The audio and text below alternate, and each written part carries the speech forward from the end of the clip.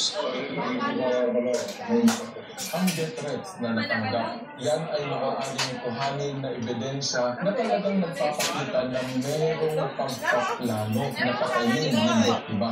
Ang pamunuan ng barangay, sila siguro namang tututukan ang seguridad ng kanilang mga tanod. Hingi kami ng tulong kay Hipe, pinadalhan ang mga pulis dito sa barangay para hindi na maulit ang mga pangyayari sa Punta, surrender na sila, dito na kami, apilong ka na kami huwag malambot. Ang ina, kahit pa may kinakapitang agiman.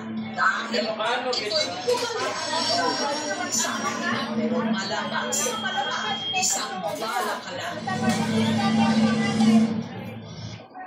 Thank you for watching, mga kapuso. Kung nagustuhan mo po ang video ito, subscribe na sa GMA Public Affairs YouTube channel. And don't forget to hit the bell button for our latest updates.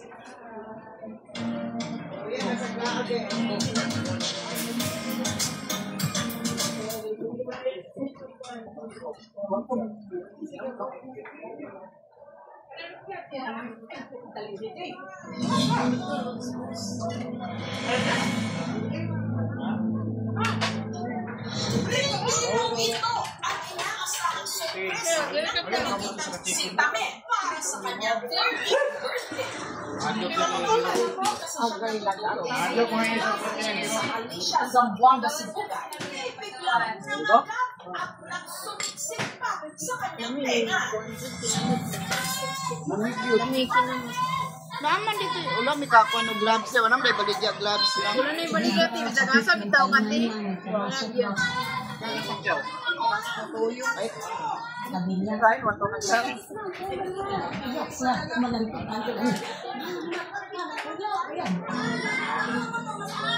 Agad silang tumingin ng saklolo sa kapitbahay nilang si Javier. Pinapalo niya yung tenga, sabay iyak, tsaka sigaw. Kaya, agay. Sinilip ko po yung tenga niya. Wala po akong nakita. Ilagyan namin ng video. Pinunok namin. Mga ilang minuto po lumipas.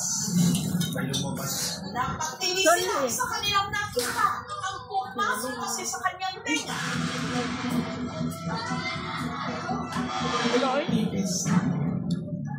Ang ipis, hindi lang daw pumasok sa tenga ni Pame. Nangitulog pa raw ito sa loob.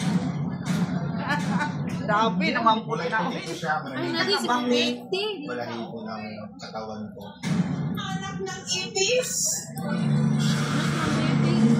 Makita pa lang sila. Nakakapangilabot na. Ipis! Paano kaya kung ang isa sa kanila pumasok sa ating tenga? Tinay ko po.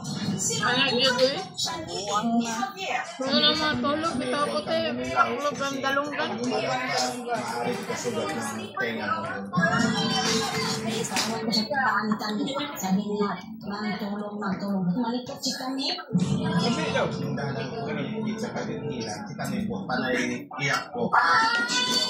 Pero nung sinipit na ni Javier ang ipis, ang katawan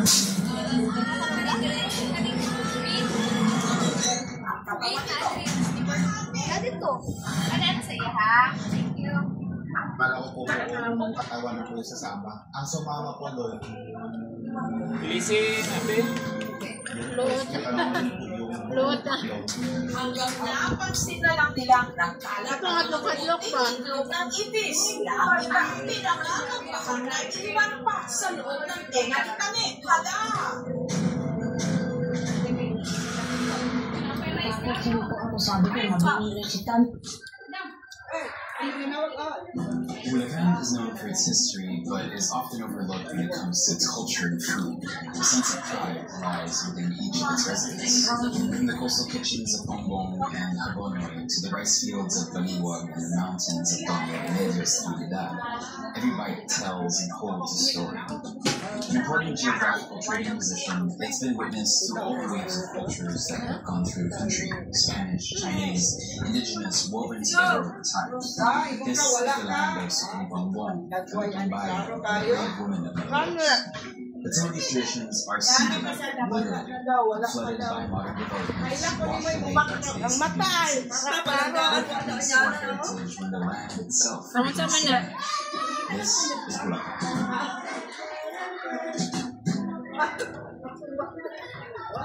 Lessons of the future of Bulacan made sure to pass down mercies, and I was happy to find that it hasn't changed. Empanada de Caliz. Yes. Good morning po. So, the Caliz, have you heard about it? Yes. Yeah, Marcia cabineted po namin. Yeah. So, they're the ones who brought it back as a fashion. Okay. Even before Nilong Raypan, tinry ko na siya. Nagustuhan kasi ng nanay ko kasi it's something na, alam mo yun, hindi niya pa nakikita. And, ibang-iba yung